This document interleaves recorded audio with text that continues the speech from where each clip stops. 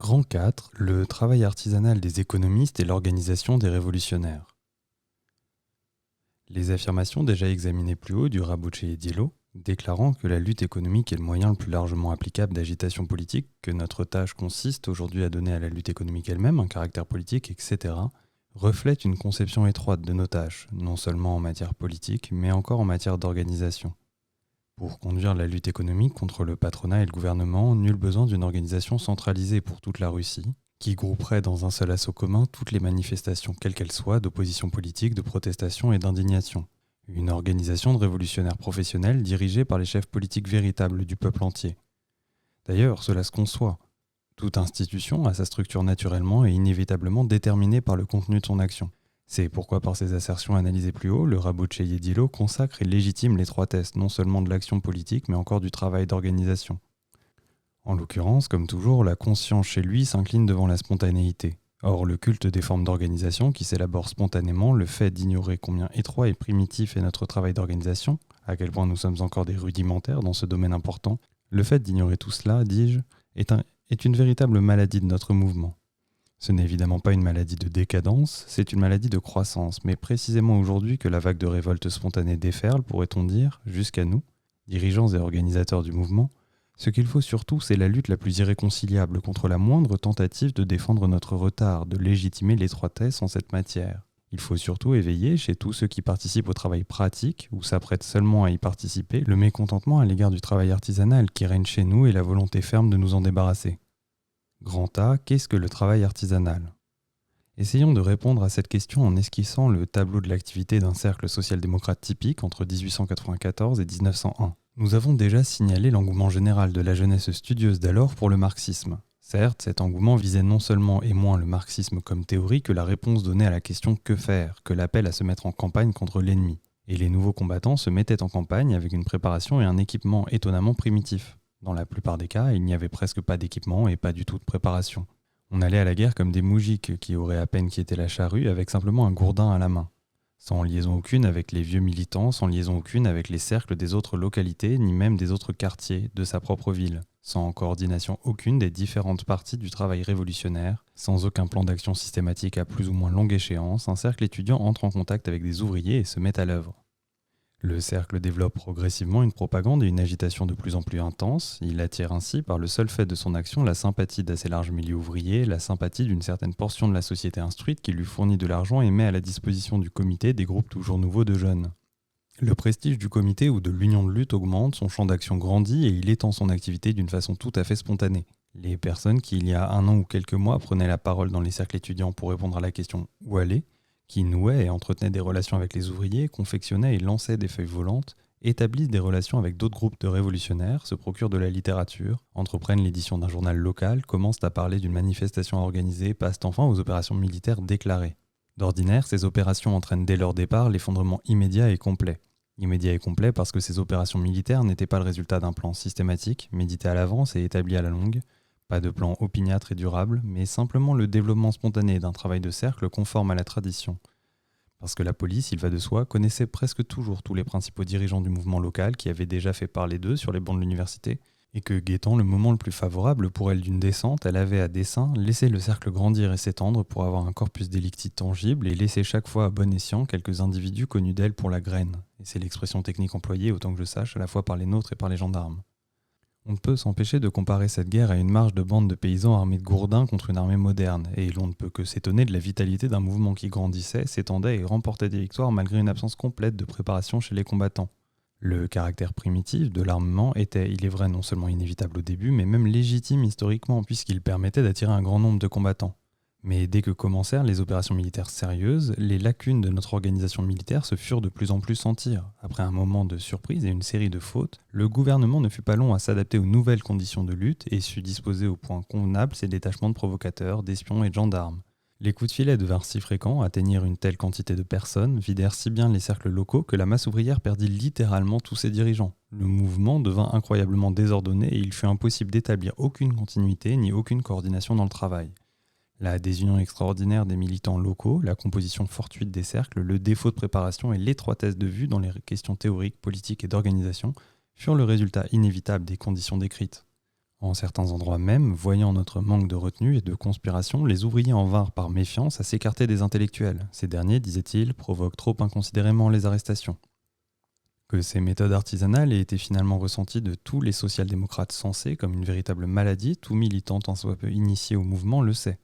Mais pour que le lecteur non initié ne croit pas que nous construisons artificiellement un stade particulier ou une maladie particulière de mouvement, nous en appellerons aux témoins déjà invoqués une fois qu'on ne nous en veuille pas pour cette longue citation. Si le passage graduel a une action pratique plus large, écrit B dans le numéro 6 du Rabotché et Diello, passage qui est en fonction directe de la période générale de transition que traverse le mouvement ouvrier russe, est un trait caractéristique. Il est encore un autre trait non moins intéressant dans l'ensemble du mécanisme de la révolution ouvrière russe. Nous voulons parler de l'insuffisance des forces révolutionnaires propres à l'action qui se fait sentir non seulement à Pétersbourg mais dans toute la Russie. À mesure que le mouvement ouvrier s'accentue, que la masse ouvrière se développe, que les grèves deviennent plus fréquentes, que la lutte de masse des ouvriers se fait plus ouvertement, lutte qui renforce les persécutions gouvernementales, arrestations, expulsions et déportations, ce manque de forces révolutionnaires hautement qualifiées devient plus sensible et n'est sans doute pas sans influer sur la profondeur et le caractère général du mouvement. Beaucoup de grèves se déroulent sans que les organisations révolutionnaires exercent sur elles une action directe et énergique. On manque de feuilles d'agitation et de littérature légale, les cercles ouvriers restent sans agitateurs. En outre, le défaut d'argent se fait continuellement sentir. En un mot, la croissance du mouvement ouvrier dépasse la croissance et le développement des organisations révolutionnaires.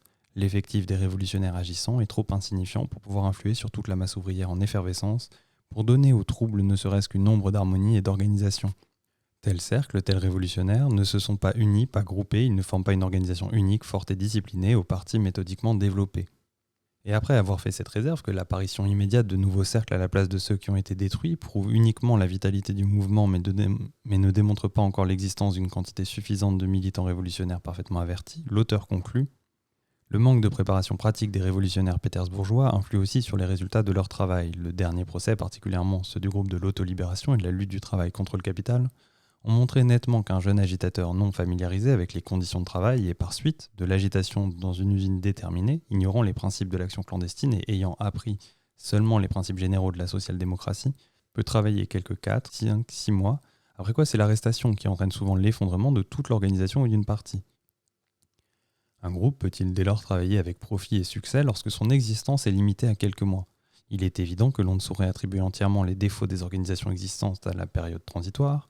Il est évident que la quantité et surtout la qualité de l'effectif des organisations en activité joue ici un rôle important, et la tâche première de nos social-démocrates doit être d'unir réellement les organisations entre elles, avec une sélection rigoureuse de leurs membres.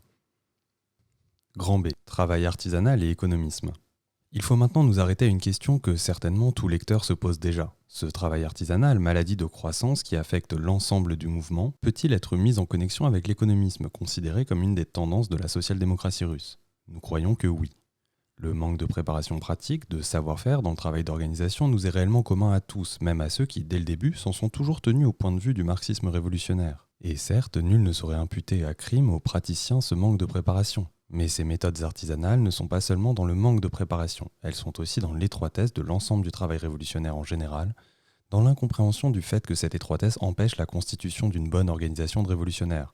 Enfin, et c'est le principal, elles sont dans les tentatives de justifier cette étroitesse et de l'ériger en théorie particulière, c'est-à-dire dans le culte de la spontanéité en cette matière également. Dès les premières tentatives de ce genre, il devint évident que les méthodes artisanales étaient liées à l'économisme et que nous ne nous débarrasserions pas de notre étroitesse dans le travail d'organisation avant de nous être débarrassés de l'économisme en général, c'est-à-dire la conception étroite de la théorie du marxisme, du rôle de la social-démocratie et de ses tâches politiques.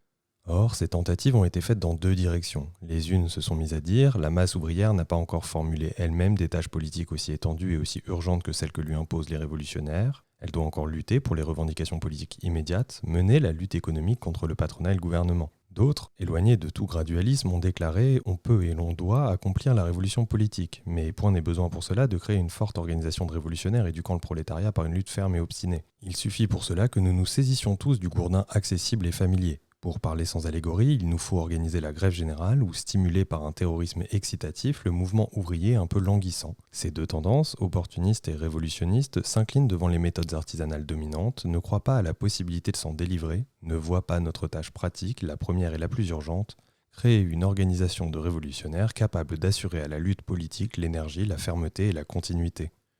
Nous venons de rapporter les paroles de B. La croissance du mouvement ouvrier dépasse la croissance et le développement des organisations révolutionnaires. Cette communication précieuse d'un observateur bien placé est pour nous doublement précieuse. Elle montre que nous avions raison de voir la cause fondamentale de la crise actuelle de la social-démocratie russe dans le retard des dirigeants sur l'élan spontané des masses. Elle montre qu'il n'y a que défense et glorification des méthodes artisanales dans tous ces raisonnements des auteurs de la lettre économiste, Krzyzewski et Martinov, sur le danger qu'il y a à sous-estimer le rôle de l'élément spontané, de la lutte obscure et quotidienne, la tactique processus, etc. Ces gens qui ne peuvent s'en faire la moue pour énoncer le mot de théoricien, qui appellent sens des réalités leur idolâtrie devant l'impréparation aux choses de la vie et le manque de développement, montrent en fait leur ignorance de nos tâches pratiques les plus urgentes. Aux gens attardés, on crie « Opa, pas trop vite !» À ceux qui, dans le travail d'organisation, manquent de plan, de perspectives larges et hardies, on lance à la tête la tactique processus. Notre faute capitale est de rabaisser nos tâches politiques et d'organisation aux intérêts immédiats, tangibles, concrets de la lutte économique courante, et l'on ne cesse de nous chanter « il faut donner à la lutte économique elle-même un caractère politique ». Encore une fois, c'est là exactement un sens des réalités comparable à celui du héros de l'épopée populaire qui clamait à la vue d'un cortège funèbre « Je vous souhaite d'en avoir toujours apporté ». Qu'on se souvienne de l'incapable présomption vraiment digne de Narcisse avec laquelle ces sages moralisaient Plekhanov. Les tâches politiques au sens réel et pratique du mot, c'est-à-dire au sens d'une lutte pratique rationnelle et victorieuse pour les revendications politiques, sont d'une façon générale inaccessibles aux cercles ouvriers. Il y a cercles et cercles, messieurs. Évidemment, les tâches politiques sont inaccessibles à un cercle d'artisans, tant que ces derniers n'ont pas senti leur méthode artisanale et ne s'en sont pas délivrés. Mais si par-dessus le marché, ces artisans sont épris de leurs méthodes artisanales, s'ils écrivent le mot pratique absolument en italique et s'imaginent qu'être pratique, c'est ravaler nos tâches au niveau des masses les plus arriérées, alors évidemment, ces artisans-là sont incurables et les tâches politiques leur sont réellement inaccessibles. Mais à un cercle de coryphées comme Alexeev et Mishkin, Kaltourine et Geliabov, les tâches politiques sont accessibles au sens le plus vrai, le plus pratique du mot. Et cela précisément parce que, et pour autant que leur propagande ardente trouve un écho dans la masse qui s'éveille spontanément, pour autant que leur énergie bouillante est reprise et soutenue par l'énergie de la classe révolutionnaire.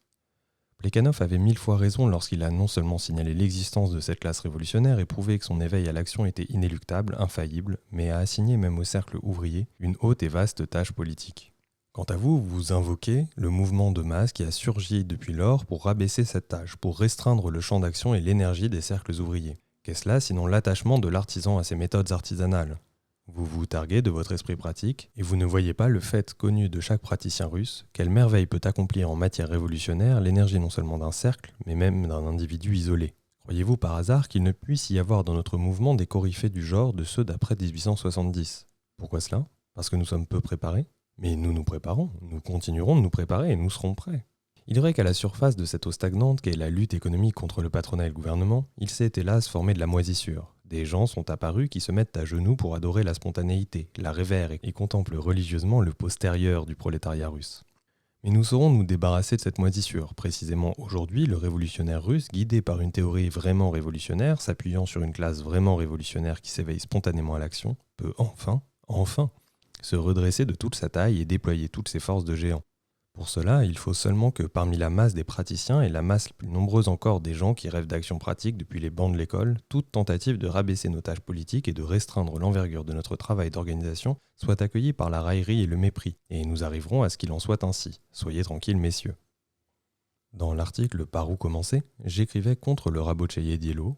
On peut en 24 heures changer la tactique d'agitation sur telle question spéciale, la tactique tendant à réaliser quelque élément de l'organisation du parti.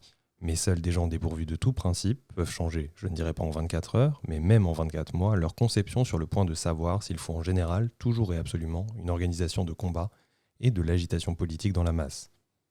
Le Rabotchaïe-Dielo répond « Cette accusation unique de l'Iskra, parmi celles qui prétendent avoir un caractère pratique, n'est fondée sur rien. Les lecteurs du Rabotchaïe-Dielo savent fort bien que depuis le début, nous n'avons pas seulement appelé à l'agitation politique sans attendre l'apparition de l'Iskra.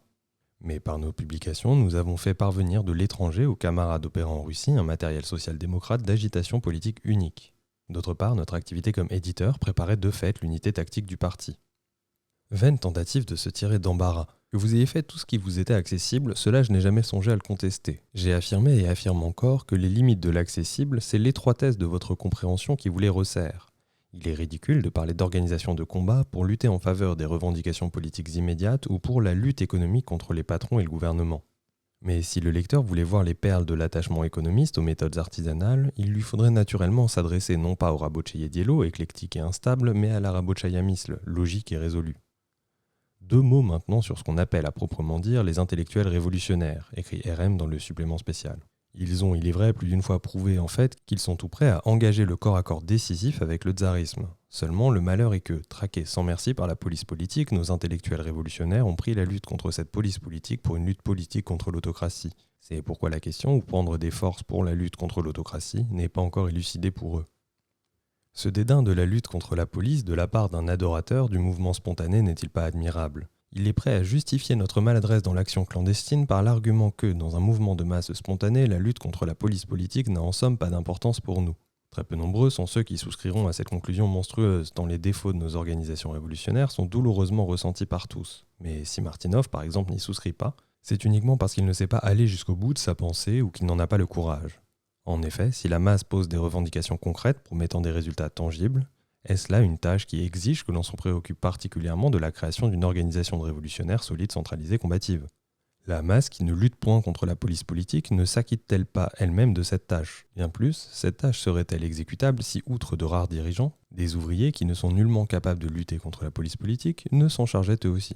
Ces ouvriers, éléments moyens de la masse, sont capables de montrer une énergie et une abnégation prodigieuses dans une grève, dans un combat de rue avec la police et la troupe.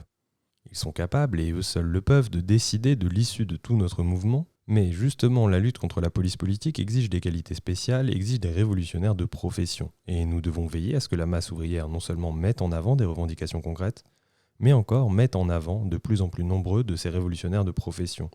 Nous voilà donc amenés à la question du rapport entre l'organisation des révolutionnaires professionnels et le mouvement purement ouvrier. Cette question, peu développée dans la littérature, nous a beaucoup occupés, nous, politiques, dans nos entretiens et discussions avec des camarades qui penchent plus ou moins vers l'économisme. Cette question vaut la peine qu'on s'y arrête, mais d'abord terminons par une autre citation, l'illustration de notre thèse sur la liaison des méthodes artisanales avec l'économisme. Le groupe Libération du Travail, écrivait N dans sa réponse, réclame la lutte directe contre le gouvernement sans chercher à savoir où est la force matérielle pour cette lutte, sans indiquer la voie qu'elle doit suivre. Et soulignant ces derniers mots, l'auteur fait à propos du mot « voie » la remarque suivante. Ce fait ne saurait être expliqué par des buts de travail clandestins car dans le programme, il ne s'agit pas d'un complot mais d'un mouvement de masse, or la masse ne peut suivre des voies secrètes. Une grève secrète est-elle possible ? Une manifestation ou une pétition secrète sont-elles possibles ? L'auteur aborde de près et cette force matérielle et les voies de la lutte, mais il est déconcerté et perplexe car il s'incline devant le mouvement de masse, c'est-à-dire qu'il le considère comme un facteur nous libérant de l'activité révolutionnaire qui est la nôtre et non comme un facteur destiné à encourager et à stimuler notre activité révolutionnaire. Une grève secrète est impossible pour ses participants et pour ceux qu'elle touche directement, mais pour la masse des ouvriers russes, cette grève peut rester, et elle reste la plupart du temps secrète, car le gouvernement prendra soin de couper toute communication avec les grévistes. Il prendra soin de rendre impossible toute diffusion de renseignements sur la grève. C'est alors qu'il faut une lutte contre la police politique, lutte spéciale qui ne pourra jamais être menée activement par une masse aussi considérable que celle qui participe à la grève. Cette lutte doit être organisée selon toutes les règles de l'art par des professionnels de l'action révolutionnaire. De ce que la masse est entraînée spontanément dans le mouvement, l'organisation de cette lutte n'en est pas moins nécessaire. Au contraire, elle n'en devient que plus nécessaire, car nous, socialistes, nous manquerions à notre premier devoir envers la masse si nous ne savions empêcher la police de rendre secrète une grève ou une manifestation quelconque. Nous sommes en état de le faire précisément parce que la masse qui s'éveille spontanément à l'action fera surgir également de son sein un nombre de plus en plus grand de révolutionnaires de profession. Grand C, l'organisation des ouvriers et l'organisation des révolutionnaires. Si pour le social-démocrate, l'idée de lutte économique contre le patronat et le gouvernement l'emporte sur celle de la lutte politique, il est naturel de s'attendre à ce que l'idée d'organisation des ouvriers l'emporte plus ou moins chez lui sur l'idée d'organisation des révolutionnaires. Et c'est ce qui arrive effectivement en sorte qu'en parlant d'organisation, nous parlons des langues absolument différentes. Je me souviens par exemple d'une conversation que j'eus un jour avec un économiste assez conséquent que je n'avais pas connu autrefois. La conversation tomba sur la brochure « Qui fera la révolution politique ?» Nous convînmes rapidement que son défaut capital était de méconnaître les problèmes d'organisation. Nous pensions déjà être d'accord, mais l'entretien se poursuivant, nous nous aperçûmes que nous parlions absolument deux langues. Mon interlocuteur accusait l'auteur de méconnaître les caisses de grève, sociétés de secours mutuels, etc. Quant à moi, je parlais de l'organisation de révolutionnaires indispensable pour faire la révolution politique. Et dès que cette divergence se fut révélée, je ne me souviens pas de m'être jamais trouvé d'accord sur aucune question de principe avec cet économiste. Quelle était donc la source de nos divergences ? Mais justement que les économistes dévient constamment du social-démocratisme vers le trade unionisme dans les tâches d'organisation comme dans les tâches politiques. La lutte politique de la social-démocratie est beaucoup plus large et plus complexe que la lutte économique des ouvriers contre le patronat et gouvernement. De même, et de ce fait, l'organisation d'un parti social-démocrate révolutionnaire doit nécessairement être d'un autre genre que l'organisation des ouvriers pour la lutte économique. L'organisation des ouvriers doit être en premier lieu professionnelle, en second lieu la plus large possible et en troisième lieu la moins conspirative possible. Au contraire, l'organisation des révolutionnaires doit englober avant tout et principalement des hommes dont la profession est l'action révolutionnaire. Devant cette caractéristique commune aux membres d'une telle organisation, doit absolument s'effacer toute distinction entre ouvriers et intellectuels et à plus forte raison entre les diverses professions des uns et des autres. Nécessairement, cette organisation ne doit pas être très étendue et il faut qu'elle soit la plus clandestine possible. Arrêtons-nous sur ces 3 points distinctifs. Dans les pays de liberté politique, la différence entre l'organisation syndicale et l'organisation politique est parfaitement claire, comme l'est aussi la différence entre les traits d'union et la social-démocratie. Certes, les rapports de ces dernières avec les trades d'union varient inévitablement de pays à pays selon les conditions historiques, juridiques et autres. Ils peuvent être plus ou moins étroits, complexes, etc. Mais il ne saurait être question dans les pays libres d'identifier l'organisation syndicale avec celle du Parti social-démocrate. Or, en Russie, le joug de l'autocratie efface au premier abord toute distinction entre l'organisation social-démocrate et l'association ouvrière, car toutes les associations ouvrières et tous les cercles sont interdits, et la grève, manifestation et arme principale de la lutte économique des ouvriers, est considérée comme un crime de droit commun, parfois même comme un délit politique.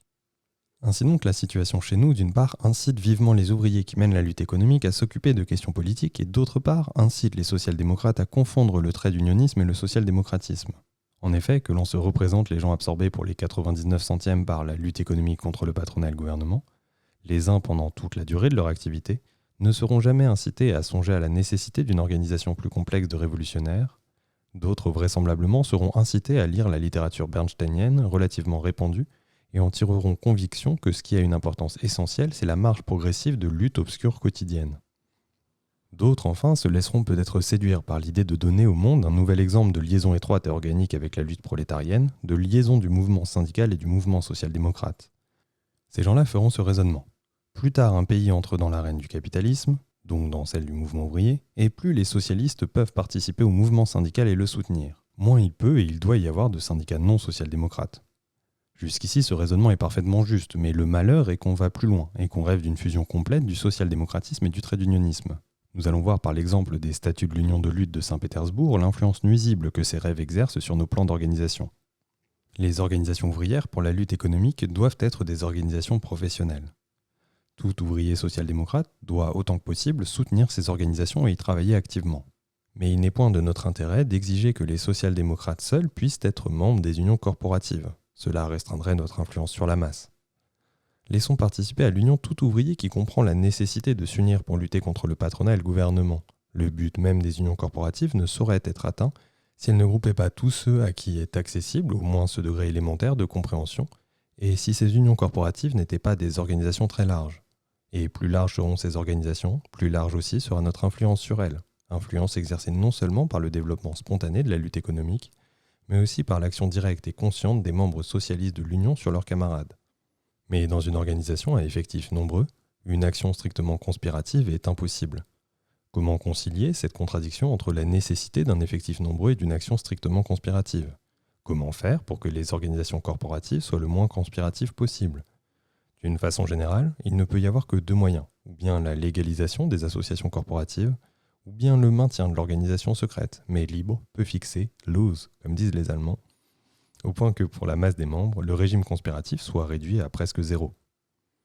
La légalisation des associations ouvrières non socialistes et non politiques a déjà commencé en Russie, et il est hors de doute que chaque pas de notre mouvement ouvrier social-démocrate en progression rapide multipliera et encouragera les tentatives de cette légalisation, tentatives émanant surtout des partisans du régime établi, mais aussi des ouvriers eux-mêmes et des intellectuels libéraux. Le drapeau de la légalisation a déjà été arboré par les Vassiliev et les Zoubatov, les Ozerov et les Worms. Les Ozerov et les Worms lui ont déjà promis et fourni leur concours, et parmi les ouvriers on rencontre déjà des adeptes de la nouvelle tendance. Force nous est donc désormais de tenir compte de cette tendance. Comment en tenir compte ? Il ne peut guère y avoir là-dessus 2 opinions parmi les social-démocrates. Nous devons dénoncer constamment toute participation des Zoubatov et des Vassiliev, des gendarmes et des popes à cette tendance, et éclairer les ouvriers sur les intentions véritables de ces participants. Nous devons dénoncer aussi toute note conciliatrice et harmonique qui percerait dans des discours des libéraux aux assemblées publiques des ouvriers, Que ces notes modulées le soient par des gens convaincus que la collaboration pacifique des classes est désirable, qu'ils aient le désir de se faire bien voir des autorités, ou qu'ils soient simplement des maladroits. Nous devons enfin mettre les ouvriers en garde contre les pièges que leur tend souvent la police, qui, à ses assemblées publiques et dans les sociétés autorisées, cherche à repérer les hommes ayant le feu sacré et à profiter des organisations légales pour introduire des provocateurs aussi dans les organisations illégales. Mais ce faisant, nous ne devons pas oublier que la légalisation du mouvement ouvrier ne profitera pas en fin de compte aux Zoubatov, mais à nous. Au contraire, justement, nous séparons l'ivraie du bon grain. Quel est l'ivraie, nous l'avons déjà indiqué. Le bon grain, c'est que l'attention des couches d'ouvriers encore plus larges et des plus arriérés est attirée sur les questions politiques et sociales. C'est de nous libérer, nous révolutionnaires, de fonctions qui au fond sont légales et qui, en ce développement, nous donneront infailliblement une documentation de plus en plus abondante pour l'agitation. En ce sens, nous pouvons et devons dire aux Zoubatov et aux Ozerov « Travaillez, messieurs, travaillez ». Dès l'instant que vous dressez des pièges aux ouvriers, nous nous chargeons de vous démasquer. Dès l'instant que vous faites véritablement un pas en avant, ne fût-ce que sous la forme du plus timide zigzag, mais un pas en avant tout de même, nous vous dirons « Faites donc !» Un véritable élargissement, même en miniature, du champ d'action des ouvriers constitue un véritable pas en avant. Et tout élargissement de ce genre ne peut que nous profiter. Il hâtera l'apparition d'associations légales, où ce ne seront pas les provocateurs qui pêcheront les socialistes, mais les socialistes qui pêcheront des adeptes. En un mot, ce qu'il nous faut maintenant, c'est combattre l'ivraie. Ce n'est pas à nous de cultiver en chambre le bon grain dans des pots. En arrachant l'ivraie, nous nettoyons par là même le terrain et permettons au bon grain de germer. Et pendant que les Afaniassi Ivanovitch et les Pulcheri Ivanovna s'occupent de culture en chambre, nous devons préparer des moissonneurs sachant aujourd'hui arracher l'ivraie, demain moissonner le bon grain. Ainsi, nous pouvons, au moyen de la légalisation, résoudre le problème de la création d'une organisation professionnelle la moins conspirative et la plus large possible. Reste la voie des organisations professionnelles secrètes, et nous devons, par tous les moyens, aider les ouvriers qui s'engagent déjà, nous le savons de source sûre, dans cette voie. Les organisations professionnelles peuvent non seulement être d'une immense utilité pour le développement et l'accentuation de la lutte économique, mais elles peuvent encore devenir un auxiliaire très précieux de l'agitation politique et de l'organisation révolutionnaire. Pour arriver à ce résultat, pour orienter le mouvement professionnel naissant dans la voie que souhaite la social-démocratie, il faut avant tout bien comprendre l'absurdité du plan d'organisation qu'exaltent, voilà bientôt 5 ans, les économistes pétersbourgeois. Ce plan est exposé dans les statuts de la Caisse ouvrière et dans les statuts de l'Organisation ouvrière professionnelle d'octobre 1900. Ces statuts ont un défaut essentiel. Ils exposent tous les détails d'une vaste organisation ouvrière qu'ils confondent avec l'organisation des révolutionnaires. Prenons les deuxièmes statuts, les mieux élaborés. Ils comportent 52 paragraphes. 23 paragraphes exposent l'organisation, le mode de gestion et les fonctions des cercles ouvriers, qui seront organisés dans chaque fabrique, et éliront des groupes centraux.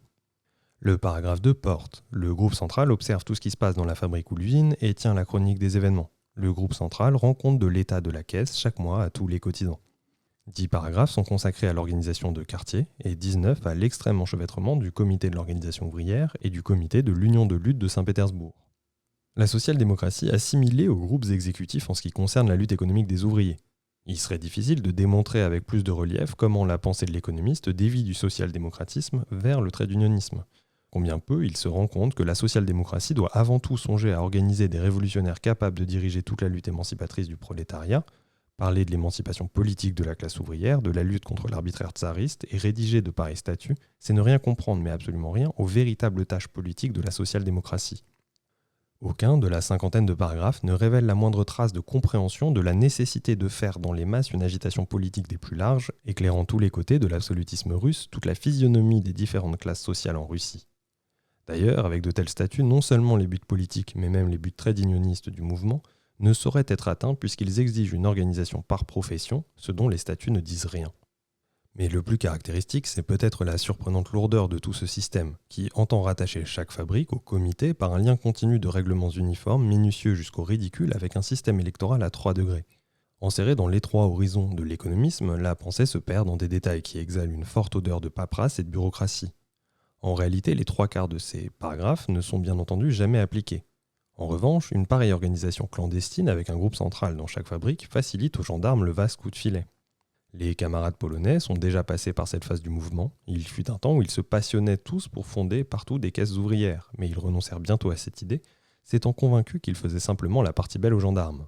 Si nous voulons de larges organisations ouvrières, et ne voulons pas de larges rafles, si nous ne voulons pas faire le jeu des gendarmes, nous devons agir en sorte que ces organisations n'aient rien d'une organisation officielle, réglementée.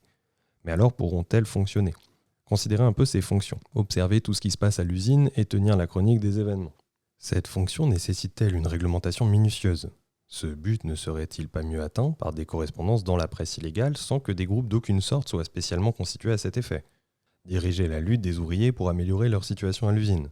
Pour cela non plus, pas besoin de régiment. Une simple conversation suffit à un agitateur tant soit peu intelligent pour savoir exactement quelles sont les revendications que veulent formuler les ouvriers. Puis les connaissant, il saura les transmettre à une organisation restreinte et non large de révolutionnaires qui éditera un tract approprié. Organiser une caisse avec cotisation de 2 kopecks par rouble. Et rendre compte de l'état de la caisse chaque mois à tous les cotisants. Exclure les membres qui ne payent pas leur cotisation, etc. Voilà pour la police un véritable paradis, car rien n'est plus facile que de repérer tout ce travail conspiratif de la caisse centrale de fabrique, de confisquer l'argent et de mettre à l'ombre toute l'élite. Ne serait-il pas plus simple de lancer des timbres de 1 ou 2 kopecks à l'estampille d'une certaine organisation, très restreinte et très secrète, ou encore sans aucun timbre de faire des collectes dont un journal illégal donnerait le résultat en une langue convenue ? On arriverait tout aussi bien au but et les gendarmes auraient 100 fois plus de mal à démêler les fils de l'organisation. Je pourrais continuer cette analyse des statuts, mais je crois en avoir dit assez. Un petit noyau compact composé des ouvriers les plus sûrs, les plus expérimentés et les mieux trempés, un noyau ayant des hommes de confiance dans les principaux quartiers et relié selon toutes les règles de l'action conspirative la plus stricte à l'organisation des révolutionnaires, pourra parfaitement, avec le plus large concours de la masse et sans réglementation aucune, s'acquitter de toutes les fonctions qui incombent à une organisation syndicale, et au surplus, les accomplir justement de la façon la plus désirable pour la social-démocratie. C'est seulement ainsi que l'on pourra consolider et développer, en dépit de tous les gendarmes, le mouvement syndical social-démocrate. On m'objectera qu'une organisation loose, au point de n'avoir aucun règlement, pas même de membres connus et enregistrés, ne peut être qualifiée d'organisation. Peut-être. Je ne cours pas après la qualification. Mais tout ce qui est nécessaire, cette organisation sans membres le fera et elle assurera dès le début une liaison solide entre nos futurs traits d'union et le socialisme. Et ceux qui, sous l'absolutisme, veulent une organisation large d'ouvriers avec élection, compte rendu, suffrage universel, etc., sont tout bonnement d'incurables utopistes. La morale à tirer est simple. Si nous commençons par établir une solide, une forte organisation de révolutionnaires, nous pourrons assurer la stabilité du mouvement dans son ensemble, atteindre à la fois les buts social-démocrates et les buts trade unionistes proprement dits. Tandis que si nous commençons par constituer une organisation ouvrière large, soi-disant la plus accessible à la masse, nous n'atteindrons ni l'un ni l'autre de ces buts. Nous ne nous débarrasserons pas de notre travail artisanal et par notre morcellement, par nos effondrements continuels, nous ne ferons que rendre plus accessibles à la masse les trade unions de type Zubatov et Ozerov. Quelles devront être proprement les fonctions de cette organisation de révolutionnaires ? Nous en parlerons en détail. Mais auparavant, examinons encore un raisonnement bien typique de notre terroriste qui, une fois de plus, voisine de près avec l'économiste. La Svoboda, revue pour les ouvriers, renferme un article intitulé « L'organisation », dont l'auteur cherche à défendre ses amis, les économistes ouvriers Ivanovo-Vosnesensk. Mauvaise chose, dit-il, qu'une folie silencieuse, inconsciente, mauvaise chose qu'un mouvement qui ne vient pas d'en bas. Voyez, dans une ville universitaire, lorsque les étudiants à l'époque des fêtes ou pendant l'été rentrent chez eux, le mouvement ouvrier s'arrête. Un mouvement ouvrier ainsi stimulé du dehors peut-il être une force véritable ? Évidemment non. Il n'a pas encore appris à marcher tout seul, on le tient en lisière, il en va ainsi de tout. Les étudiants partent, le mouvement cesse, on cueille les plus capables, la crème et le lait écrit, on arrête le comité. Et aussi longtemps qu'un nouveau comité n'est pas formé, c'est une nouvelle accalmie et on ne sait pas encore ce que sera ce nouveau comité. Peut-être ne ressemblera-t-il pas du tout à l'ancien. Celui-ci disait une chose, celui-là dira le contraire. Le lien entre hier et demain est brisé, l'expérience du passé n'instruit pas l'avenir. Et tout cela parce que le mouvement n'a pas de racine en profondeur dans la foule, parce que le travail est fait non pas d'une centaine d'imbéciles, mais par une dizaine de têtes intelligentes, une dizaine d'hommes tombent facilement dans la gueule du loup. Mais lorsque l'organisation englobe la foule, lorsque tout vient de la foule, aucun zèle ne saurait venir à bout du mouvement. La description est juste. Il y a là un bon tableau de notre travail artisanal. Mais les conclusions, par leur illogisme et leur manque de tact politique, sont dignes de la Rabochaïa-Misla. C'est le comble de l'illogisme, car l'auteur confond la question philosophique, historique et sociale des racines du mouvement en profondeur avec le problème d'organisation technique d'une lutte plus efficace contre les gendarmes. C'est le comble du manque de tact politique, car au lieu d'en appeler des mauvais dirigeants ou bons dirigeants, l'auteur en appelle des dirigeants en général à la foule. C'est encore une façon de nous tirer en arrière sous les rapports de l'organisation. De même que veut nous faire rétrograder politiquement l'idée de substituer à l'agitation politique la terreur excitative.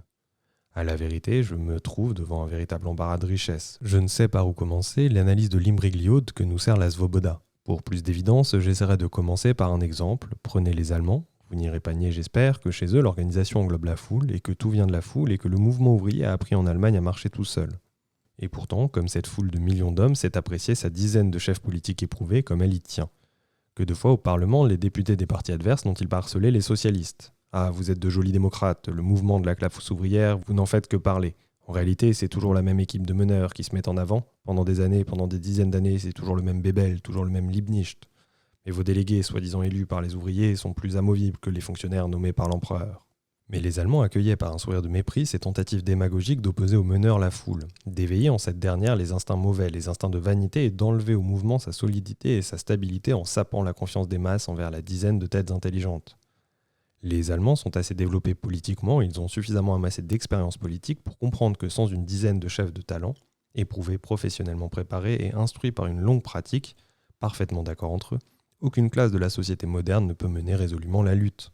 Les Allemands ont eu, eux aussi, leurs démagogues, qui flattaient les centaines d'imbéciles en les plaçant au-dessus des dizaines de têtes d'intelligence, qui glorifiaient le point musclé de la masse, poussaient cette masse à des actes révolutionnaires, irréfléchis et semaient la méfiance à l'égard des chefs fermes et résolus. Et c'est seulement grâce à une lutte opiniâtre, implacable contre les éléments démagogiques de tout genre et de tout ordre au sein du socialisme que le socialisme allemand a tant grandi et s'est fortifié.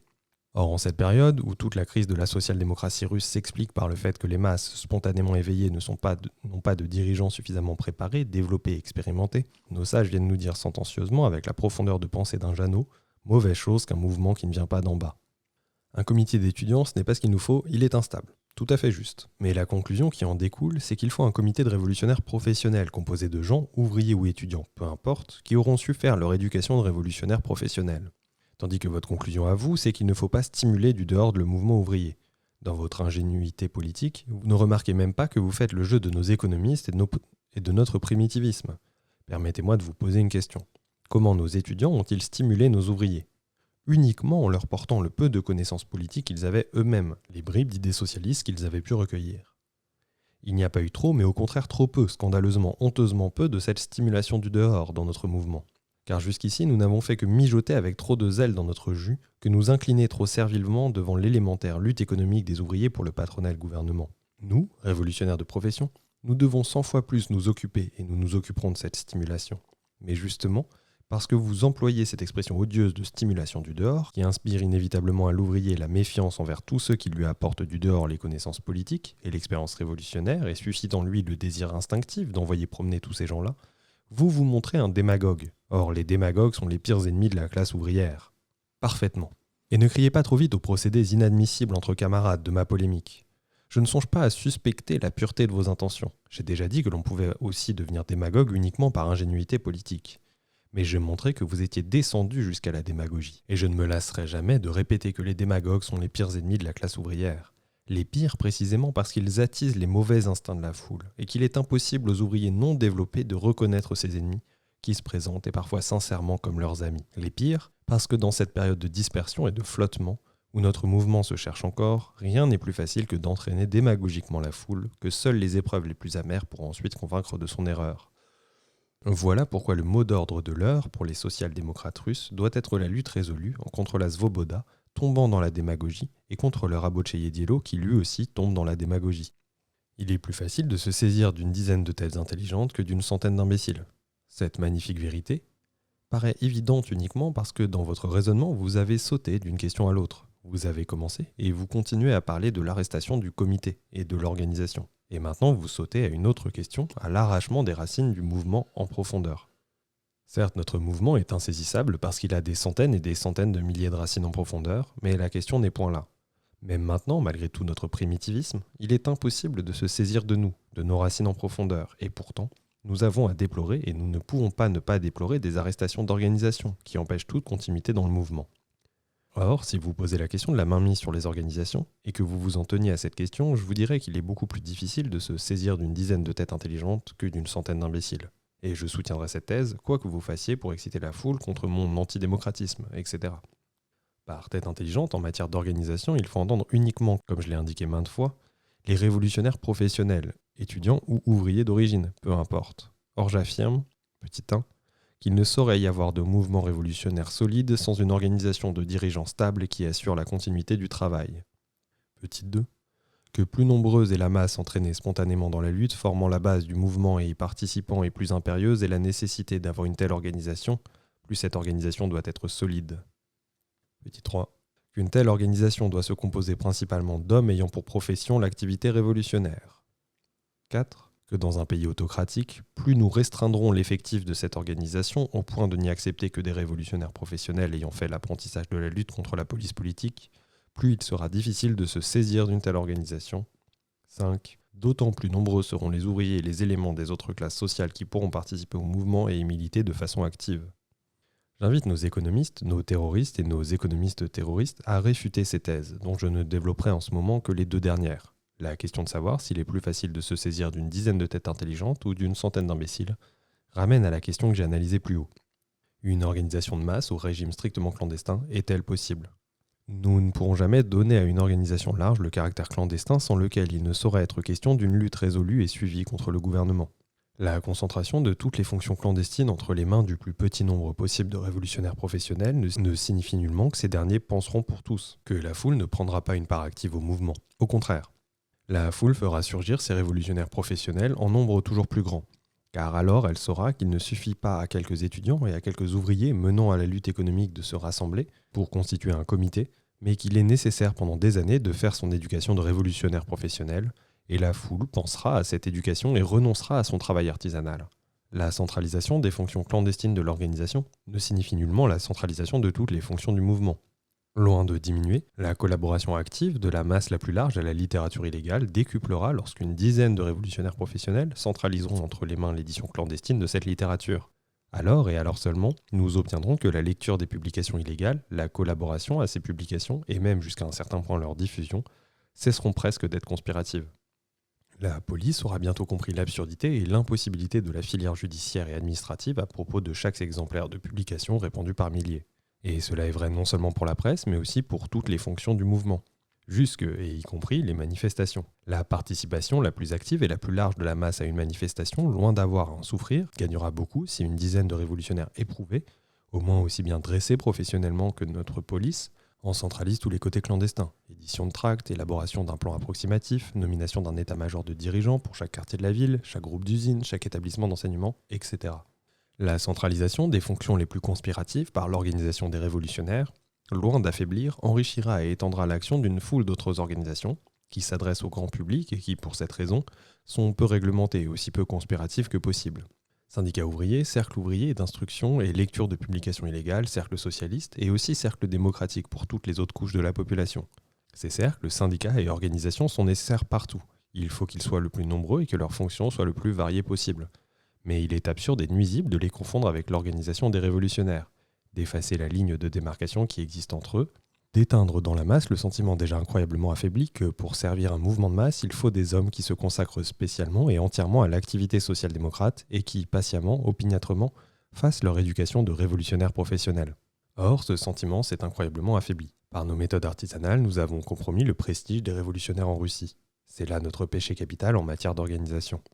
Un révolutionnaire mou, hésitant dans les problèmes théoriques, borné dans son horizon, justifiant son inertie par la spontanéité du mouvement de masse, plus semblable à un secrétaire de trade union qu'à un tribun populaire, incapable de présenter un plan hardi et de grande envergure qui force le respect même de ses adversaires, un révolutionnaire inexpérimenté et maladroit dans son art professionnel, la lutte contre la police politique, est-ce là un révolutionnaire ? Non, ce n'est qu'un pitoyable manœuvrier. Qu'aucun praticien ne m'en veuille pour cette épithète sévère. En ce qui concerne l'impréparation, je m'applique cette épithète à moi-même tout le premier. J'ai travaillé dans un cercle qui s'assignait des tâches très vastes, multiples. Nous tous, membres de ce cercle, nous souffrions jusqu'à en éprouver une véritable douleur de sentir que nous n'étions que des manœuvriers à ce moment historique, où l'on put dire, en modifiant un mot célèbre, « Donnez-nous une organisation de révolutionnaires et nous retournerons la Russie ».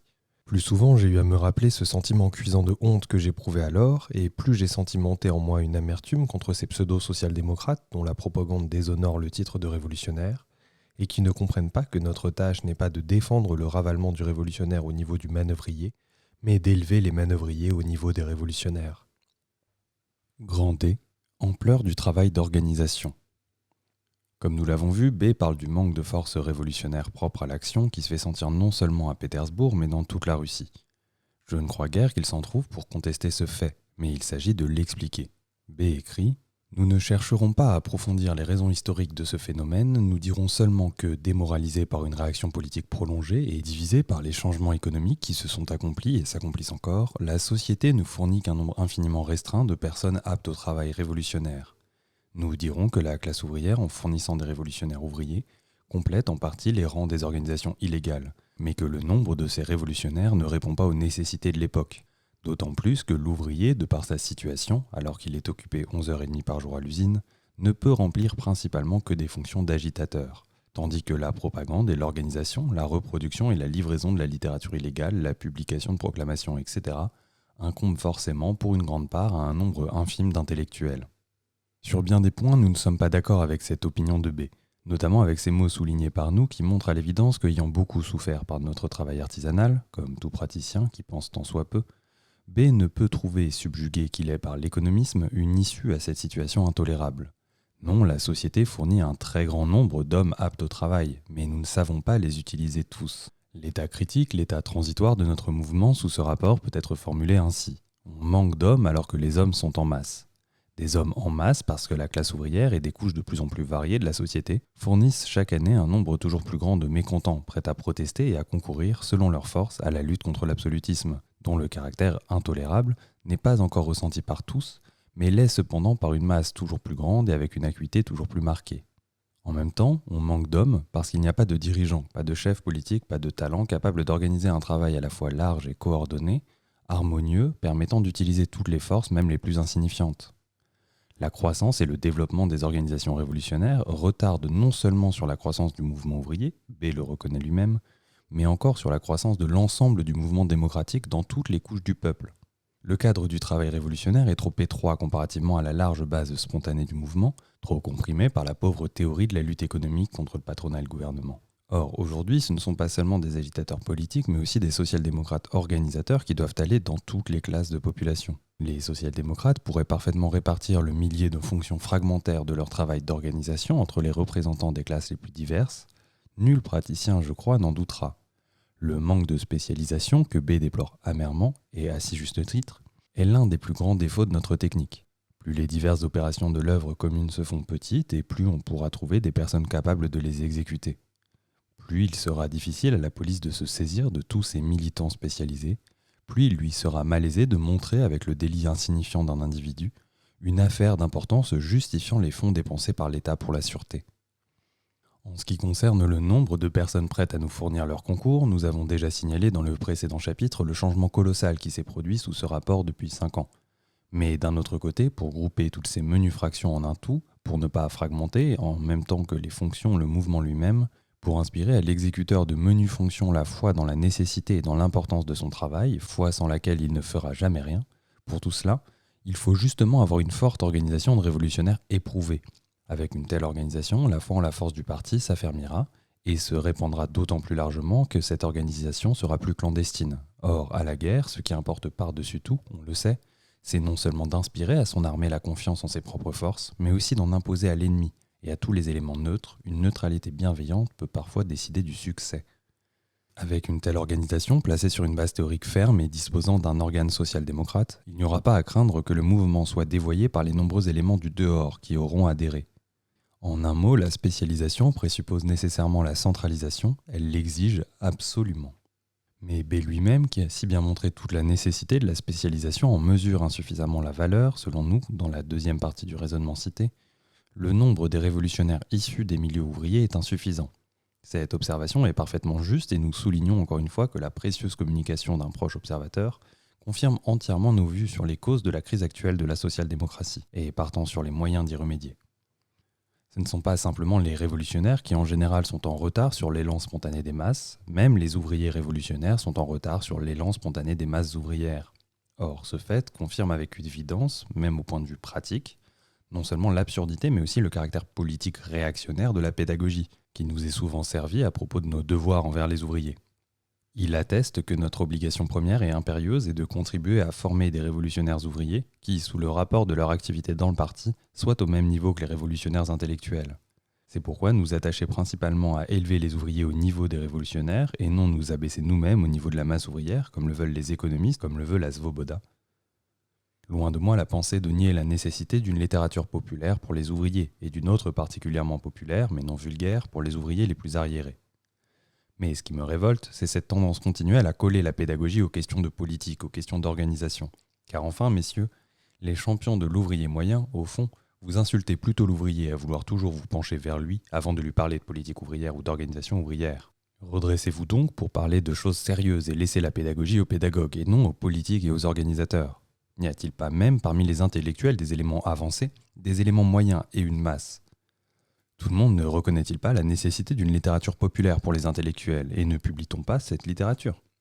Mais figurez-vous que dans un article sur l'organisation des étudiants ou des collégiens, l'auteur, du ton d'un homme qui vient de faire une découverte, rabâche que ce qu'il faut tout d'abord, c'est une organisation des étudiants moyens. Il fera à coup sûr rire de lui et ce sera justice. Donnez-nous, lui dira-t-on, quelques idées sur l'organisation, si vous en avez, et laissez-nous le soin de voir quels sont parmi nous les éléments moyens, supérieurs ou inférieurs. Et si vous n'avez pas d'idée à vous sur l'organisation, tous vos discours sur la masse et sur les éléments moyens seront simplement fastidieux. Comprenez donc que les questions de politique et d'organisation sont elles-mêmes si sérieuses qu'on ne saurait les traiter autrement qu'avec un extrême sérieux. On peut et on doit préparer les ouvriers de façon à pouvoir aborder devant eux ces questions. Mais du moment que vous les avez abordées, donnez-nous une vraie réponse. Ne faites pas machine arrière vers les moyens et vers la masse. Ne vous en tenez pas quitte avec des phrases ou des anecdotes. Pour se préparer entièrement à sa tâche, l'ouvrier révolutionnaire doit devenir aussi un révolutionnaire professionnel. C'est pourquoi B n'a pas raison lorsqu'il dit que l'ouvrier, étant occupé 11h30 à l'usine, la plupart des autres fonctions révolutionnaires incombent forcément à un nombre infime d'intellectuels. Ce n'est pas du tout forcément. Il en est ainsi par suite de notre état arriéré. C'est parce que nous ne comprenons pas notre devoir, qui est d'aider tout ouvrier se faisant remarquer par ses capacités à devenir agitateur, organisateur, propagandiste, colporteur professionnel, etc. Sous ce rapport, nous gaspillons honteusement nos forces, nous ne savons pas ménager ce qu'il faut cultiver et développer avec une sollicitude particulière. Voyez les Allemands. Ils ont 100 fois plus de force que nous, mais ils comprennent parfaitement que les ouvriers moyens ne fournissent pas trop souvent des agitateurs vraiment capables. C'est pourquoi ils s'efforcent de placer immédiatement tout ouvrier capable dans des conditions lui permettant de développer à fond et d'appliquer ses aptitudes. Ils en font un agitateur professionnel, ils l'encouragent à élargir son champ d'action, à l'étendre d'une seule usine à toute la profession, d'une seule localité à l'ensemble du pays. Ainsi, cet ouvrier acquiert de l'expérience et de l'habilité professionnelle. Il élargit son horizon et ses connaissances, il observe de près les chefs politiques éminents des autres localités et des autres partis. Il s'efforce de s'élever lui-même à leur niveau et d'allier en soi la connaissance du milieu ouvrier et l'ardeur de la foi socialiste à la compétence professionnelle sans laquelle le prolétariat ne peut mener une lutte tenace contre un ennemi parfaitement dressé. C'est ainsi et seulement ainsi que les Bebel et les Auer surgissent de la masse ouvrière. Mais ce qui, pour une grande part, se fait tout seul dans un pays politiquement libre doit être réalisé chez nous systématiquement par nos organisations. Tout agitateur ouvrier, tant soit peu doué et donnant des espérances, ne doit pas travailler 11 heures à l'usine. Nous devons prendre soin qu'il vive aux frais du parti, qu'il puisse, quand il le faudra, passer à l'action clandestine, changer de localité. Sinon, il n'acquérera pas de grande expérience. Il n'élargira pas son horizon, il ne saura pas tenir même quelques années dans la lutte contre les gendarmes. Plus large et plus profonde devient la pensée spontanée des masses ouvrières, et plus celles-ci se mettent en avant non seulement d'agitateurs de talent, mais d'organisateurs, de propagandistes de talent et de praticiens au meilleur sens du mot. Lorsque nous aurons des détachements d'ouvriers révolutionnaires spécialement préparés par un long apprentissage, aucune police politique du monde ne pourra en avoir raison, parce que ces détachements d'hommes dévoués corps et âme à la révolution jouiront de la confiance illimitée des masses ouvrières. Et nous commettons une faute en ne poussant pas assez les ouvriers sur cette voie commune à eux et aux intellectuels de l'apprentissage révolutionnaire professionnel, en les tirant trop souvent en arrière par nos discours stupides sur ce qui est accessible à la masse ouvrière, aux ouvriers moyens, etc. Sous ce rapport aussi, l'étroitesse du travail d'organisation est en connexion indéniable, intime, avec le rétrécissement de notre théorie et de nos tâches politiques. Le culte de la spontanéité fait que nous craignons de nous écarter même d'un pas de ce qui est accessible à la masse, de nous élever trop au-dessus de la simple satisfaction de ses besoins directs et immédiats. Ne craignez rien, messieurs, souvenez-vous qu'en matière d'organisation, nous sommes si bas qu'il est absurde même de penser que nous puissions nous élever trop haut. Petit e, l'organisation conspirative et le démocratisme. Et c'est justement ce que craignent par-dessus tout les gens, très nombreux parmi nous, chez qui le sens des réalités est extrêmement développé, et qui accusent ceux qui s'en tiennent à ce point de vue d'abonder dans le sens de la Narodnaya Volia, de ne pas comprendre le démocratisme, etc. Il faut nous arrêter à ces accusations que le Rabotchaï-Dielo lui aussi a naturellement reprises. L'auteur de ces lignes sait fort bien que les économistes pétersbourgeois accusaient déjà la Rabotchaïa Gazeta de donner dans le narodvolisme, ce qui est compréhensible si on compare à la Rabotchaïa Mysl. Aussi bien nous n'avons nullement été étonnés d'apprendre d'un camarade peu après l'apparition de l'Iskra que les social-démocrates de la ville de X l'appelaient organe du narodvolisme. Cette accusation n'avait évidemment rien que de flatteur pour nous, car quel est le social-démocrate digne de ce nom que les économistes n'ont pas accusé de narodovolisme ? Ces accusations proviennent d'un double malentendu. D'abord, l'on connaît si mal chez nous l'histoire du mouvement révolutionnaire que toute idée concernant une organisation de combat centralisée et déclarant résolument la guerre au tsarisme est taxée de narodovolisme. Mais l'excellente organisation que possédaient les révolutionnaires de 1870-1880 et qui devrait nous servir de modèle à tous a été créée non point par les partisans de la Narodnaya Volia, mais par les Zmeletovski, qui se sont ensuite scindés en Tchernoperedieltsi et en Narodovoltsi. Ainsi donc, voir dans une organisation révolutionnaire de combat un héritage spécifique des Narodovoltsi est absurde historiquement et logiquement, car toute tendance révolutionnaire, si elle vise sérieusement à la lutte, ne peut se passer d'une organisation de ce genre. Cela n'a pas été la faute, mais au contraire le grand mérite historique des Narodovoltsi de s'être efforcés de gagner tous les mécontents à leur organisation et d'orienter celle-ci vers la lutte décisive contre l'autocratie. Leur faute a été de s'appuyer sur une théorie qui, au fond, n'était nullement révolutionnaire et de n'avoir pas su ou de n'avoir pas pu lier indissolublement leur mouvement à la lutte de classe au sein de la société capitaliste en développement. Et seule l'incompréhension la plus grossière du marxisme pouvait amener à croire que la naissance d'un mouvement ouvrier de masse spontané nous libère de l'obligation de créer une organisation révolutionnaire aussi bonne, incomparablement meilleure que celle des Zmeletovski. Au contraire, ce mouvement nous impose précisément cette obligation, car la lutte spontanée du prolétariat ne deviendra une véritable lutte de classe du prolétariat que lorsqu'elle sera dirigée par une forte organisation de révolutionnaires. En second lieu, il en est beaucoup, y compris apparemment Kryczewski, qui interprètent faussement la polémique que les social-démocrates ont toujours faite contre la conception conspiratrice de la lutte politique. Nous nous sommes élevés et, bien entendu, nous nous élèverons toujours contre la limitation de la lutte politique à un complot, mais cela ne signifie nullement, comme l'on pense bien, que nous nions la nécessité d'une forte organisation révolutionnaire. Ainsi, par exemple, dans la brochure mentionnée en note, on trouve à côté de la polémique contre ceux qui voudraient ramener la lutte politique à un complot, l'esquisse d'une organisation assez forte pour pouvoir, afin de porter un coup décisif à l'absolutisme, recourir et à l'insurrection et à tout autre procédé d'attaque. À ne considérer que sa forme, cette forte organisation révolutionnaire dans un pays autocratique peut être qualifiée de conspiratrice, car le secret lui est nécessaire au plus haut point. Il lui est si indispensable qu'il détermine toutes les autres conditions. C'est pourquoi nous serions bien naïfs de craindre qu'on ne nous accuse, nous, social-démocrates, de vouloir créer une organisation conspiratrice. Pareille accusation est aussi flatteuse pour tout ennemi de l'économisme que l'accusation de narodovolisme. Mais, nous objectera-t-on, une organisation si puissante et si strictement secrète, concentrant entre ses mains tous les fils de l'action clandestine, organisation nécessairement centralisée, peut trop facilement se lancer dans une attaque prématurée. Elle peut forcer inconsidérément le mouvement avant que la chose soit rendue possible et nécessaire par les progrès du mécontentement politique, par la force de l'effervescence et de l'irritation existant dans la classe ouvrière, etc. À cela nous répondrons, abstraitement parlant, on ne saurait évidemment nier qu'une organisation de combat puisse engager à la légère une bataille qui peut aboutir à une défaite, laquelle ne se produirait pas dans d'autres conditions.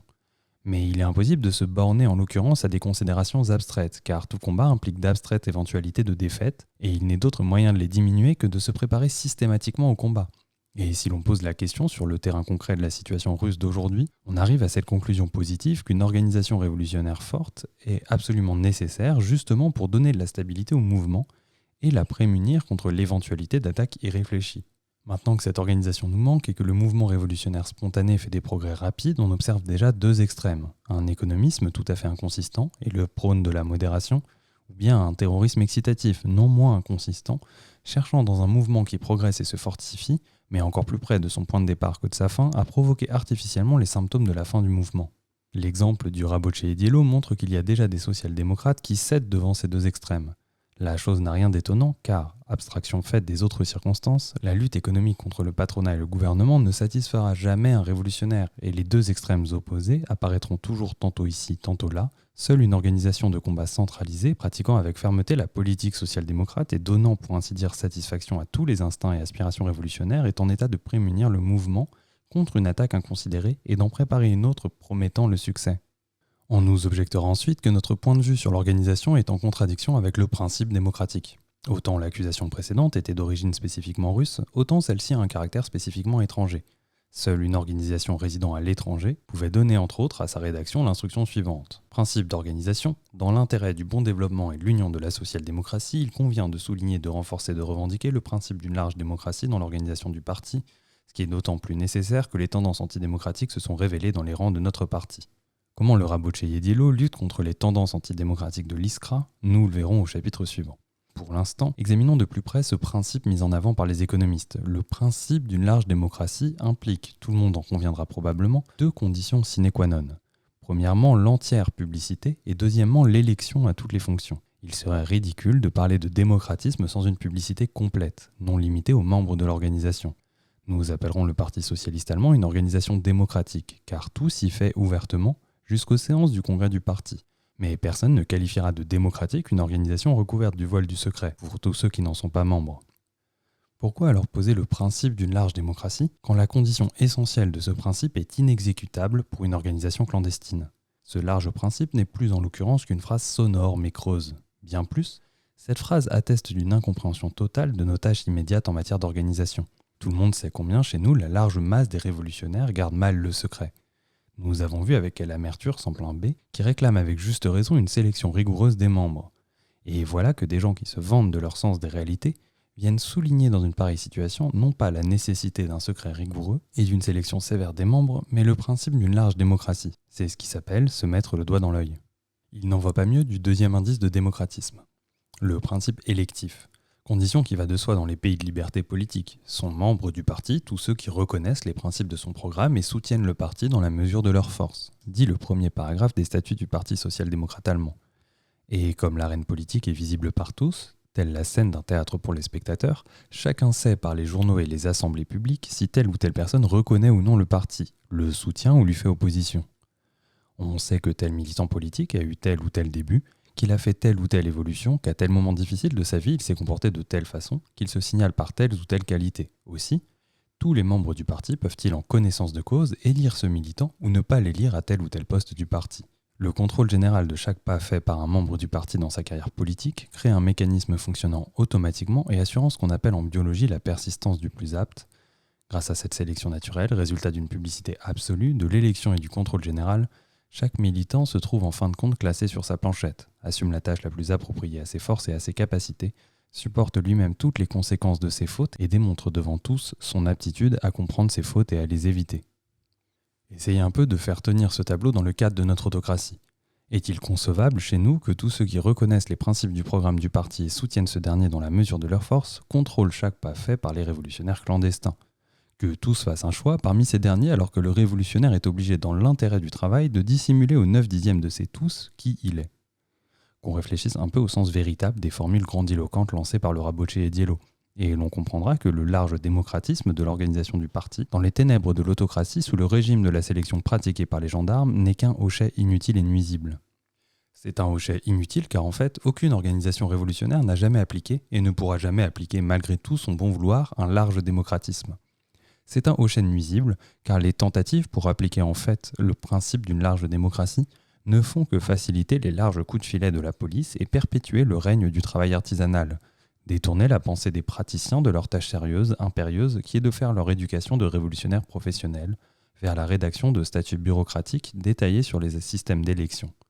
Ce n'est qu'à l'étranger, où souvent des hommes s'assemblent qui n'ont pas la possibilité de faire œuvre utile, pratique, qu'a pu se développer, surtout dans les petits groupes, cette manie de jouer au démocratisme. Pour montrer aux lecteurs combien spécieux est le procédé dont use le Rabotché Diallo en préconisant ce séduisant principe qu'est le démocratisme dans l'œuvre révolutionnaire, nous nous référerons cette fois encore à un témoin. Ce témoin, Serebriakov, directeur du Nakanoune de Londres, montre nettement un faible pour le Rabotché Diallo et une aversion marquée pour Plekhanov et les Plekhanoviens. Dans ses articles sur la scission de l'Union des social-démocrates russes à l'étranger, le Nakanoune a pris résolument le parti du Rabotché Diallo et a déversé un flot de doléances contre Plekhanov. D'autant plus précieux nous est ce témoignage sur cette question, dans l'article intitulé « Sur l'appel du groupe d'autolibération des ouvriers », Serebriakov signalant l'inconvenance qu'il y a à soulever les questions de prestige, de primauté, de soi-disant aéropage dans un mouvement révolutionnaire sérieux, écrit entre autres, Mishkin, Ragotchev, Geliabov, Mikhailov, Parovskaya, Figner et autres ne se sont jamais considérés comme des chefs. Personne ne les a élus ni nommés, et pourtant ils étaient en réalité des chefs, car en période de propagande comme en période de lutte contre le gouvernement, ils assumaient le plus difficile travail, allaient aux endroits les plus dangereux et leur activité était la plus fructueuse. Cette primauté n'était pas le résultat de leur désir, mais de la confiance des camarades qui les entouraient. En leur intelligence, leur énergie et leur dévouement, ils seraient trop naïfs de redouter je ne sais quel aéropage qui dirigerait d'autorité le mouvement, qui donc lui obéirait. Nous demandons au lecteur quelle différence y a-t-il entre un aéropage et des tendances antidémocratiques. Et n'est-il pas évident que le séduisant principe d'organisation du Rabochet et Diello est aussi naïf qu'inconvenant ? Naïf parce que l'aéropage ou les gens à tendance antidémocratique ne seront tout bonnement obéis par personne, dès l'instant que les camarades qui les entourent n'auront pas confiance en leur intelligence, leur énergie et leur dévouement. Inconvenant comme procédé démagogique spéculant sur la vanité des uns, sur l'ignorance chez d'autres, de l'état véritable du mouvement, sur l'impréparation et l'ignorance de l'histoire du mouvement révolutionnaire chez d'autres encore. Les seuls principes sérieux en matière d'organisation pour les militants de notre mouvement doivent être secret rigoureux, choix rigoureux des membres, préparation de révolutionnaires professionnels. Ces qualités étant réunies, nous aurons quelque chose de plus que le démocratisme, une entière confiance fraternelle entre révolutionnaires. Or, ce quelque chose de plus nous est absolument nécessaire, car il ne saurait être question de le remplacer chez nous, en Russie, par le contrôle démocratique général. Et ce serait une grosse erreur de croire que l'impossibilité d'un contrôle véritablement démocratique rend les membres de l'organisation révolutionnaire incontrôlables. Ceux-ci, en effet, n'ont pas le temps de songer aux formes puériles du démocratisme, mais ils sentent très vivement leur responsabilité, sachant d'ailleurs par expérience que pour se débarrasser d'un membre indigne, une organisation de révolutionnaires véritables ne reculera devant aucun moyen. En outre, il existe chez nous, dans le milieu révolutionnaire russe, une opinion publique assez développée, ayant une longue histoire et qui châtie avec une implacable rigueur tout manquement au devoir de camaraderie. Or, le démocratisme véritable et non puéril, est un élément constitutif de cette notion de camaraderie. Que l'on tienne compte de tout cela et l'on comprendra combien ces discours et ces résolutions sur les tendances antidémocratiques sentent le renfermé propre à l'émigration avec ses prétentions générales-là. Il convient de remarquer en outre que la naïveté, autre source de ces discours, provient également de l'idée confuse que l'on se fait de la démocratie. L'ouvrage des époux Webb sur les trade unions anglaises renferme un curieux chapitre sur la démocratie primitive. Les auteurs y racontent que les ouvriers anglais, dans la première période d'existence de leurs unions, considéraient comme une condition nécessaire de la démocratie la participation de tous les membres à tous les détails de l'administration. Non seulement toutes les questions étaient résolues par le vote de tous les membres, mais les fonctions mêmes étaient exercées par tous les membres à tour de rôle. Il fallut une longue expérience historique pour que les ouvriers comprissent l'absurdité d'une telle conception de la démocratie et la nécessité d'institutions représentatives d'une part et de fonctionnaires professionnels de l'autre. Il fallut plusieurs faillites financières de caisses syndicales pour faire comprendre aux ouvriers que la question du rapport proportionnel entre les cotisations versées et les secours délivrés ne pouvait être résolue par le seul vote démocratique, et que cette question exigeait aussi l'avis d'un spécialiste en matière d'assurance.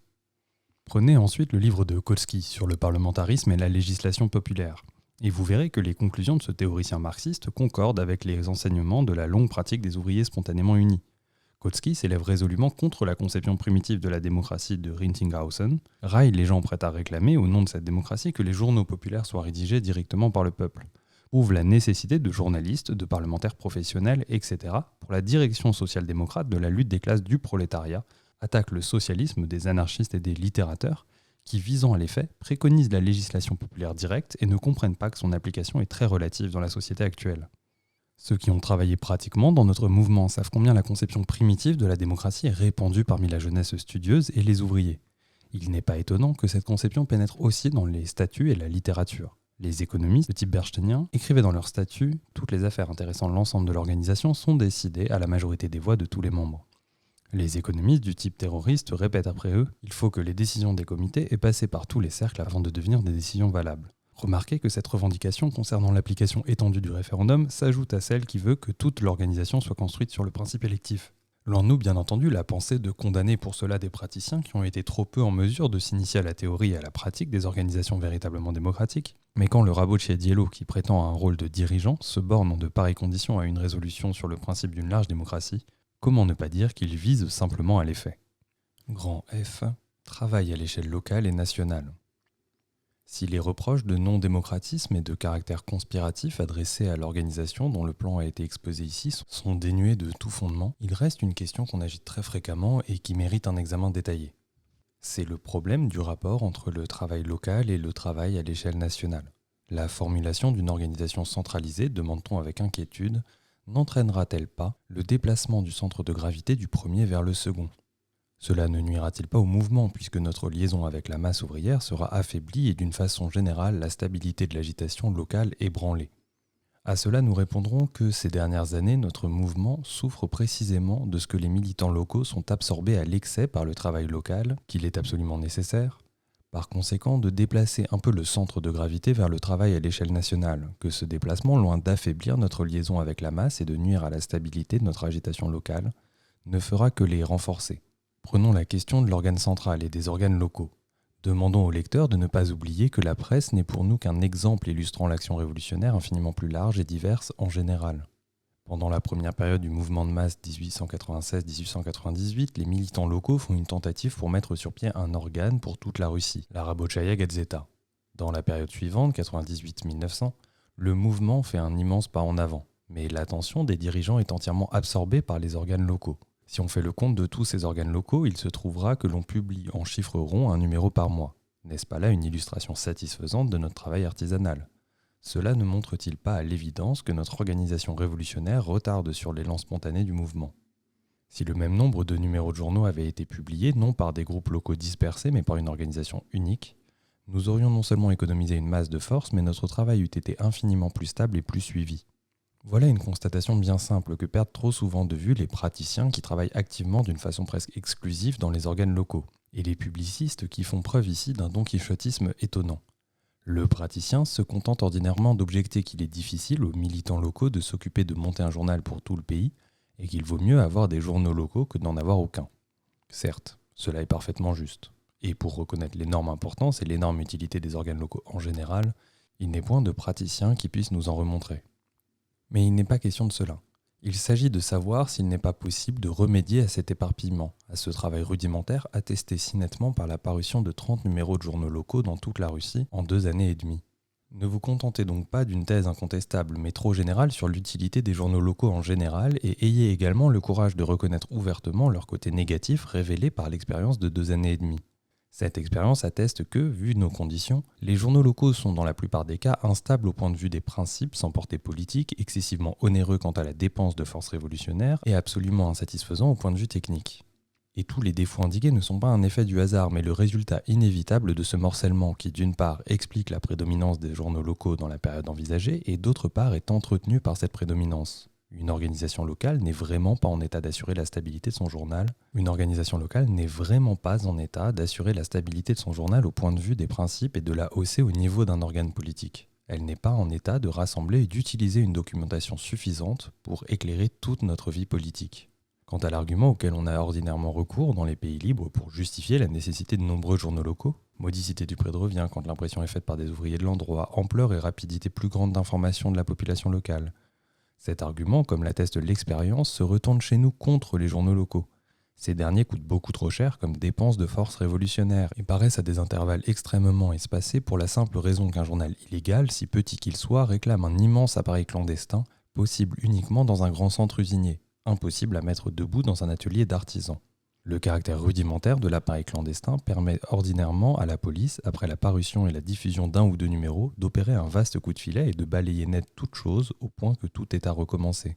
Un bon appareil clandestin exige une bonne préparation professionnelle des révolutionnaires et une division rigoureusement logique du travail. Or, ce sont là 2 conditions absolument impossibles pour une organisation locale, si forte qu'elle soit à l'heure actuelle. Sans parler des intérêts généraux de notre mouvement. Ce n'est pas par des organes locaux que les intérêts spécialement locaux sont les mieux défendus. Cela ne paraît un paradoxe qu'à première vue. Mais en réalité, c'est un fait irréfutablement prouvé par l'expérience de 2 années et demie dont nous avons parlé. Tout le monde en conviendra. Si toutes les énergies locales qui ont sorti 30 numéros de journaux avaient travaillé à un seul journal, ce dernier aurait facilement tiré 60, sinon 100 numéros, et par conséquent reflétait plus complètement toutes les particularités purement locales du mouvement. À la vérité, ce degré d'organisation n'est pas facile à atteindre, mais il faut bien que nous prenions conscience de sa nécessité, que chaque cercle local y songe et y travaille activement sans attendre une impulsion du dehors, sans se laisser séduire par l'accessibilité, par la proximité d'un organe local, proximité qui, notre expérience révolutionnaire le prouve, est en grande partie illusoire. Et les publicistes qui ne voient pas ce qu'il y a là d'illusoire, qui se croient particulièrement proches des praticiens et se tirent d'affaire avec ce raisonnement étonnamment facile et étonnamment vide, il faut des journaux locaux, il faut des journaux régionaux, il faut des journaux pour toute la Russie. Ces publicistes rendent un mauvais service au travail pratique. En principe, tout cela est nécessairement évident, mais il faut pourtant songer aussi aux conditions du milieu et du moment lorsqu'on s'attaque à un problème d'organisation concret. En effet, n'est-ce pas du donquichotisme de dire, comme la Svoboda, lorsqu'elle traite spécialement la question du journal, « À notre avis, toute agglomération ouvrière un peu considérable doit avoir son journal ouvrier à elle, son propre journal à elle et non apporter du dehors. » Si ce publiciste ne veut pas réfléchir au sens de ces paroles, au moins réfléchissez-y pour lui, lecteur. Combien y a-t-il en Russie de dizaines, sinon de centaines d'agglomérations ouvrières un peu considérables? Et quelle perpétuation de nos méthodes artisanales ce serait si toute organisation locale se mettait réellement à éditer son propre journal? Comme ce morcellement faciliterait la tâche à la gendarmerie, cueillir sans un effort un peu considérable les militants locaux dès le début de leur activité, avant qu'ils aient eu le temps de devenir de vrais révolutionnaires. Dans un journal pour toute la Russie, continue l'auteur, les machinations des fabricants et les menus faits de la vie d'usine dans diverses villes autres que celles du lecteur ne seraient pas du tout intéressants. Mais l'habitant d'Orel ne ressentira aucun ennui à lire ce qui se passe à Orel. Il connaît chaque fois ce qu'on attrape, ce qu'on entreprend, et son esprit travaille. Oui, certes, l'esprit de l'habitant d'Orel travaille, mais l'imagination de notre publiciste aussi travaille trop. Est-il opportun de défendre ainsi une pareille mesquinerie? C'est à quoi il ferait bien de réfléchir. Certes, les révélations sur la vie des usines sont nécessaires et importantes, nous le reconnaissons mieux que personne. Mais il faut se souvenir que nous en sommes arrivés à une situation où les Pétersbourgeois en ont assez de lire la correspondance pétersbourgeoise du journal pétersbourgeois, Rabochaïa Mysl. Pour les révélations d'usines, nous avons toujours eu et devrons toujours avoir des feuilles volantes sur place, mais en ce qui concerne le type de notre journal, nous devons l'élever et non le rabaisser au niveau d'une feuille d'usine. Quand il s'agit d'un journal, il nous faut révéler non pas tant les menus faits que les vices essentiels, particuliers à la vie d'usine. Révélations portant sur des exemples saillants et susceptibles par conséquent d'intéresser tous les ouvriers et tous les dirigeants du mouvement, d'enrichir véritablement leurs connaissances, d'élargir leur horizon, d'éveiller à la vie une nouvelle région, une nouvelle catégorie professionnelle d'ouvriers. Ensuite, dans le journal local, on peut saisir toutes chaudes les machinations du patronat d'usine ou des autorités. Au contraire, avec un journal central éloigné, la nouvelle met longtemps à parvenir et quand le journal paraît, l'événement est oublié. Quand donc était-ce du diable, s'il s'en souvient? Justement, du diable si on s'en souvient. Les 30 numéros publiés en 2 années et demie proviennent selon la même source de 6 villes. Cela fait en moyenne un numéro tous les 6 mois par ville. En supposant même que notre publiciste y réfléchit triple le rendement du travail local, nous n'aurons qu'un numéro tous les 2 mois. Et par conséquent, il ne saurait être question de saisir toutes chaudes les nouvelles. Mais il suffit que 10 organisations locales s'unissent et confient à leurs délégués la fonction active d'organiser un journal commun pour qu'on puisse saisir non pas les menus faits, mais les abus criants et typiques de toute la Russie. Cela tous les 15 jours. C'est ce dont ne peuvent douter ceux qui connaissent la situation dans nos organisations. Quant à prendre l'ennemi en flagrant délit, si on en parle sérieusement, et non pour la beauté du style, un journal illégal ne saurait même y songer. On ne peut le faire qu'au moyen de feuilles volantes, car la plupart du temps on ne dispose que d'1 ou 2 jours. L'ouvrier ne vit pas seulement à l'usine, il vit aussi dans la ville, poursuit notre auteur, en s'élevant du particulier au général avec un rigoureux esprit de suite qui ferait honneur à Boris Kryczewski lui-même. Et il indique les questions à traiter. Les doumas municipales, hôpitaux, écoles, et il déclare qu'un journal ouvrier ne saurait passer sous silence les affaires municipales. Cette condition est par elle-même excellente, mais elle montre bien de quelles abstractions vides de sens on se contente trop souvent lorsqu'on traite des journaux locaux. D'abord, si, dans toute agglomération ouvrière un peu considérable, on fondait en effet des journaux avec une rubrique municipale aussi détaillée que le demande la Svoboda, cela aboutirait infailliblement dans nos conditions russes à de véritables mesquineries, affaiblirait le sentiment que nous avons de l'importance d'un assaut révolutionnaire général contre l'autocratie, renforcerait les germes très vivaces, plutôt dissimulés ou comprimés qu'extirpés, de la tendance rendue célèbre par le mot fameux sur les révolutionnaires qui parlent trop du Parlement inexistant et trop peu des doumas municipales existantes. Infailliblement, disons-nous, en soulignant ainsi que ce n'est pas ce que veut la Svoboda, mais le contraire, les bonnes intentions seules ne sont pas suffisantes. Pour que les affaires municipales soient traitées sous une perspective appropriée à l'ensemble de notre travail, il faut d'abord que cette perspective soit parfaitement définie, fermement établie non par de simples raisonnements, mais aussi par une foule d'exemples. Il faut qu'elle acquiert la solidité d'une tradition. Nous en sommes encore loin, et pourtant il faut commencer par là avant qu'on puisse songer à une large presse locale ou en parler. En second lieu, pour écrire vraiment bien et de façon intéressante sur les affaires municipales, il faut bien les connaître, pas seulement par les livres. Or, il n'y a presque pas dans toute la Russie de social-démocrates possédant cette connaissance pour écrire dans un journal sur les affaires de la ville et de l'État. Il faut avoir une documentation neuve, multiple, recueillie et élaborée par un homme compétent. Or, pour recueillir et élaborer une pareille documentation, il ne suffit pas de la démocratie primitive, d'un cercle primitif, dans lequel tout le monde s'occupe de tout et s'amuse à des référendums. Il faut pour cela un état-major d'écrivains spécialistes, de correspondants spécialistes, une armée de reporters social-démocrates, nouant partout des relations, sachant pénétrer tous les secrets d'État, sachant se faufiler dans toutes les coulisses, une armée de gens obligés, de par leur fonction, d'être omniprésents et omniscients. Et nous, parti de lutte contre toute l'oppression économique, politique, sociale, nationale, nous pouvons et devons trouver, rassembler, instruire, mobiliser et mettre en marche cette armée d'hommes omniscients. Mais encore faut-il le faire. Or, non seulement nous n'avons rien fait en ce sens dans la plupart des localités, mais souvent nous ne comprenons même pas la nécessité de le faire, que l'on cherche dans notre presse social-démocrate des articles vivants et intéressants, Des correspondances qui dévoilent nos grandes et petites affaires diplomatiques, militaires, religieuses, municipales, financières. On n'y trouvera presque rien ou très peu de choses. Voilà pourquoi je suis toujours terriblement fâché quand quelqu'un vient me dire une foule de belles et excellentes choses sur la nécessité d'avoir dans les agglomérations ouvrières un peu considérables des journaux dénonçant les abus qui se produisent et dans les usines, et dans l'administration municipale, et dans l'État. La prédominance de la presse locale sur la presse centrale est une marque d'indigence ou d'opulence. D'indigence quand le mouvement n'a pas encore fourni des forces suffisantes pour la production en grand, quand il végète encore dans le primitivisme et qu'il est presque submergé par les menus faits de la vie d'usine. D'opulence quand le mouvement a déjà réussi complètement à s'acquitter de ses multiples tâches de divulgation et d'agitation et que le besoin se fait sentir d'avoir, parallèlement à un organe central, de nombreux organes locaux. Et ce que signifie la prépondérance des organes locaux chez nous à l'heure actuelle, je laisse à chacun le soin d'en décider. Quant à moi, pour éviter tout malentendu, je formulerai d'une façon précise ma conclusion. Jusqu'à présent, la majorité de nos organisations locales songent presque exclusivement à des organes locaux. Elles ne s'occupent activement que de ces derniers. Ou peu s'en faut. Chose anormale. Il faut au contraire que la majorité des organisations locales songent principalement à la création d'un organe pour toute la Russie et qu'elles s'en occupent. Tant qu'il n'en sera pas ainsi, nous ne pourrons pas mettre sur pied un seul journal tant soit peu capable de servir véritablement le mouvement par une ample agitation de presse. Et quand il en sera ainsi, les relations normales entre l'organe central indispensable et les indispensables organes locaux s'établiront d'elles-mêmes.